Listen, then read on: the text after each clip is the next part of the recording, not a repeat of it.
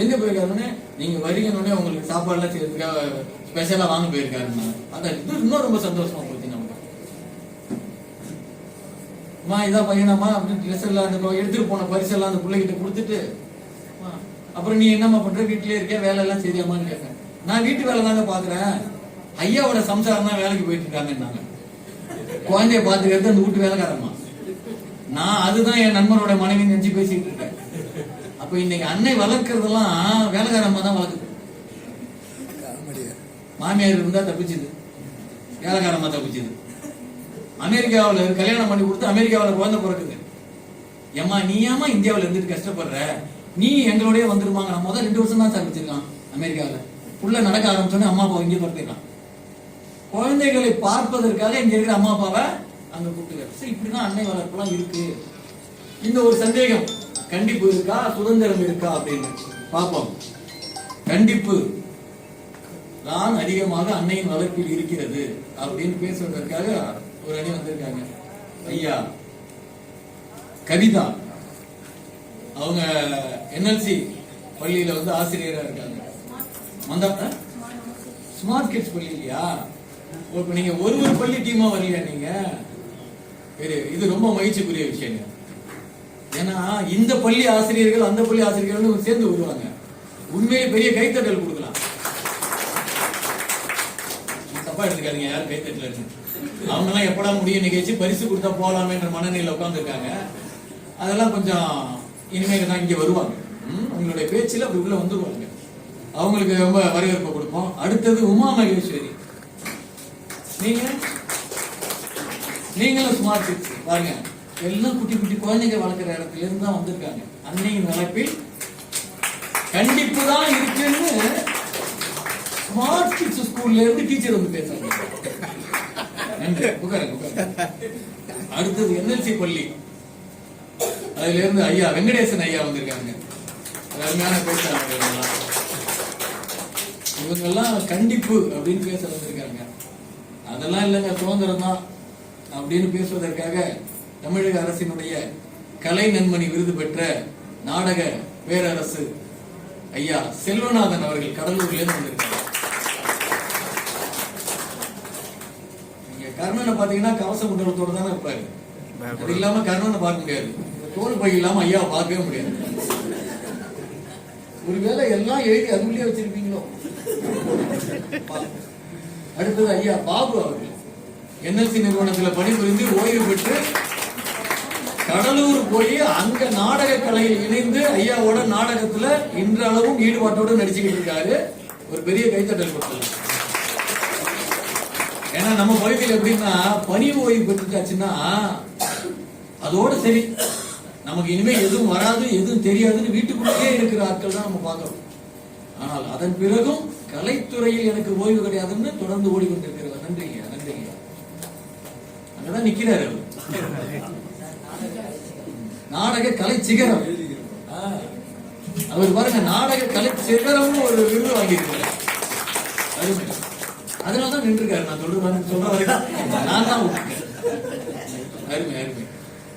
அந்த பக்கம் பாத்தீங்கன்னா சித்தாந்த புலவர் ஓய்வு பெற்ற அரசு பள்ளி ஆசிரியர். ஐயா நீங்க ஓய்வு பெற்றிருக்கீங்களா? பாருங்க, ஓவிய ஆசிரியர் பி முத்துக்குமரன் எல்லாம் பாத்தீங்கன்னா ஒரு கலைகள் இருந்து அப்படியே வந்திருக்காரு. இப்பதான் இனிமேதான் ஆரம்பிக்க போது சண்டை. பார்ப்போம் வாங்க. கவிதாமையார் வாங்க. அன்னையின் வளர்ப்பில் மிஞ்சி இருப்பது கண்டிப்பு தான் அப்படின்னு பேசுங்க. உங்களுடைய கருத்துக்கள் எப்படி இருக்குன்னு பார்ப்போம். தமிழ் என்று சொல்லடா, தலை நிமிர்ந்து நில்லடா. என் அன்னை தமிழில் பேசுவதற்கு வாய்ப்பை தந்து, ஒரு நல்ல வாய்ப்பை தந்து, பேச்சிற்கு ஒரு நல்ல தலைப்பையும் தந்த அவையோர் அனைவருக்கும் என் முத்தான முதற்கண் வணக்கத்தை தெரிவித்துக் கொள்கிறேன். அன்னையின் அன்பு மகத்தானது. அதை யாராலையும் மறுக்கவும் முடியாது, மறக்கவும் முடியாது. ஆனால் அந்த அன்பில் எதிர்காலத்தை செதுக்கும் வடிவம் எது என்று கேட்டால் கண்டிப்பு என்று நான் பேசும்போது பாத்துருக்கேன். ஏன்னா நம்ம நம்ம பேசுறதுக்கு கேட்கணும். மைக்கெல்லாம் சரியா இருக்கா எல்லாம் செக் பண்ணிக்கலாம். முதல் மேடை அப்படியே போயிட்டு இருக்கணும். ஆரம்பத்துல இருந்தா அனைவருக்கும் வணக்கத்திலிருந்து வருமா? ஏமாற்றத்தை கூட தாங்கிக் கொள்ள முடியவில்லை. அப்படி ஏமாற்றம் ஏற்பட்டாலும் அதிலிருந்து வெளிவரவும் தெரியவில்லை, மறக்கவும் தெரியவில்லை. இது இப்படியே போறதுனால சில சமயத்துல அவங்க வந்து என்னால தவறான முடிவுக்கு போயிடுறாங்க.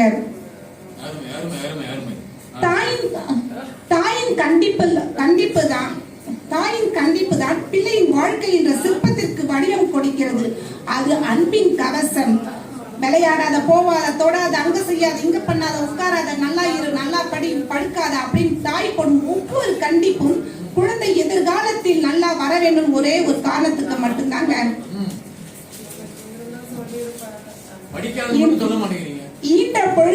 ஈன்ற பொழுதிலும் பெரிதுமுக்கம் தன் மகனை சான்றோர் என கேட்ட தாய் தன் குழந்தையை பெத்த உடனே அடையிற இன்பத்தை விட பரவாயில்லையா, இவன் பிள்ளைய நல்லா வளர்த்திருக்கா, கட்டுப்பாடா வளர்த்திருக்கா, ஒழுக்கமா இருக்கா அப்படின்னு ஒரு 4 பேர் சொல்லும் போது அவள் அடைகிற இன்பத்திற்கு அளவே கிடையாது.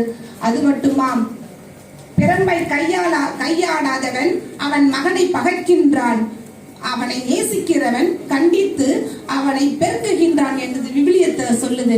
என்னன்னா தன் குழந்தை எவ்வளவுதான் தப்பு செஞ்சாலும் அதை கண்டிக்காம அப்படியே விட்டுறவங்க வந்து விடுவதனால அந்த அம்மாவுக்கு வந்து அந்த குழந்தைய மேல அன்பு குறையுதுன்னு தான் சொல்ல முடியுது. அதுக்கப்புறம் பார்த்தோம்னா, ஆலை இல்லா ஊருக்கு இலுப்பை பூ சர்க்கரை என்றார் அவை பாட்டி. அதுபோல பிள்ளைகளின் வளர்ப்பில்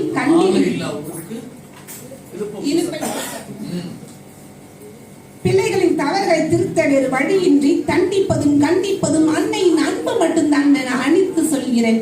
ஒரு சமீபத்துல ஒரு நியூஸ் வந்துச்சு, பார்த்தோம்னாக்க ஒரு ஸ்கூலுக்கு முன்னாடி, ஒரு பள்ளியின் முன்னாடி விளையாட்டு மாணவர்கள் பிறந்த நாள் கொண்டாடுகின்றார்கள் ஒரு மாணவனுக்காக.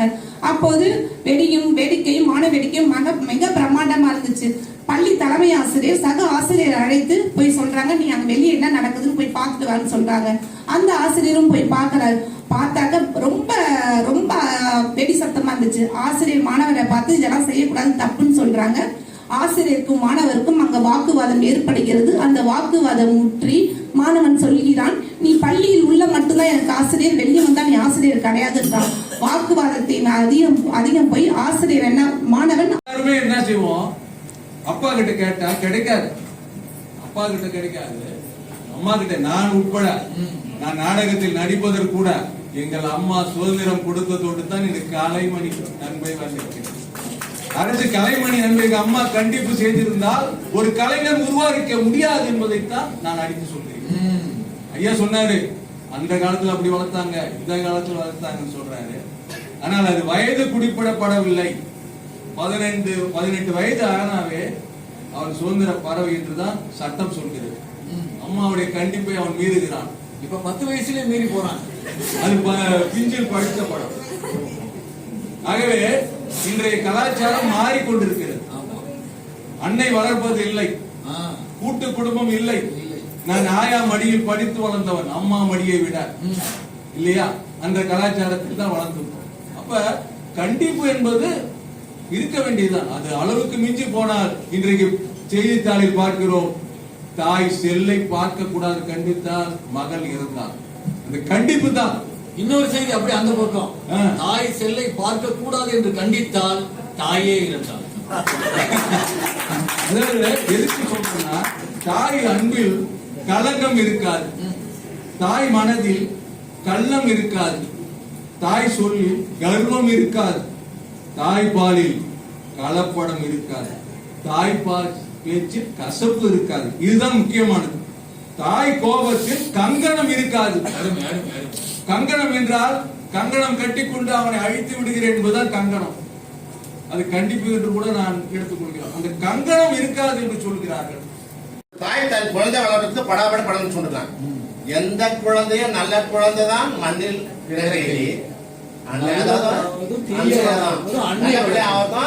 வீணா போறதும் யார் கையில இருக்க, சுதந்திரம் சொன்னாரு.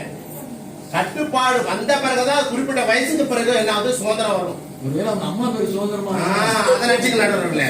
அப்போ ஒரு மகனையே வளர்ப்பதற்கு படுபாடு வேதனை விட்டாலும் ஒவ்வொரு வீட்டிலும் கடவுளை படைக்க கூடாதுங்கிறதுனாலதான் என்ன பண்றாங்க, இறைவன் வந்து தாயை கடவுளா படைச்சிருக்கான். சரிங்களா? அந்த தாய் இல்லைன்னா நாமெல்லாம் இன்னைக்கு என்ன பண்ண முடியாது, வரவே முடியாது. அதாவது பாத்தீங்கன்னா ஒரு பையன் வந்து சிறு வயதிலே என்ன பண்றான், திருடுறான். திருடிட்டு போட்டு என்ன பண்றான், அம்மாட்ட கொடுக்குறான். அம்மாட்ட கொடுத்த உடனே என்ன ஆகுதுன்னா நம்ம சந்தோஷமா வாங்கிக்கிறாங்க. சந்தோஷமா உடனே கொஞ்ச நாள் கழிச்சு என்ன பண்றான், அவனை சிறைச்சாலைக்கு போடுறான். சிறைச்சாலைக்கு போன உடனே அந்த அம்மா அழுவுது.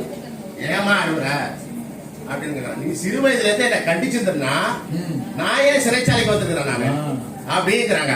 அப்போ சிந்தித்து பார்த்து செய்கையை மாத்து, சிறுசாயிருக்கள் திருத்திக்கோ. அவர் சிறுசாயிருக்கள் திருத்திக்கோ. தெரிந்தும் தெரியாம செய்திருந்தாலும் அதுதான். அப்ப வந்து அந்த பிள்ளை என்ன ஆகுதுன்னா அந்த மாதிரி இருக்கு. இன்னொரு நேரத்துல ஒரு பட்டம் வந்து தாயோட அந்த குழந்தை விடுது. அவங்க அம்மா தான் தூக்கி, அது எதுக்குன்னு தெரியல. அந்த வலுவை கூட என் குழந்தைக்கு நான் கொடுக்க கூடாது, நான் அப்படி பாத்துக்கிறேன்னா இவங்க சொன்னது மாதிரி வாழ்க்கையில் பெரிய பெரிய பலுக்களை மன வலிமையை அந்த மாணவன் எப்படி பெறுவான்?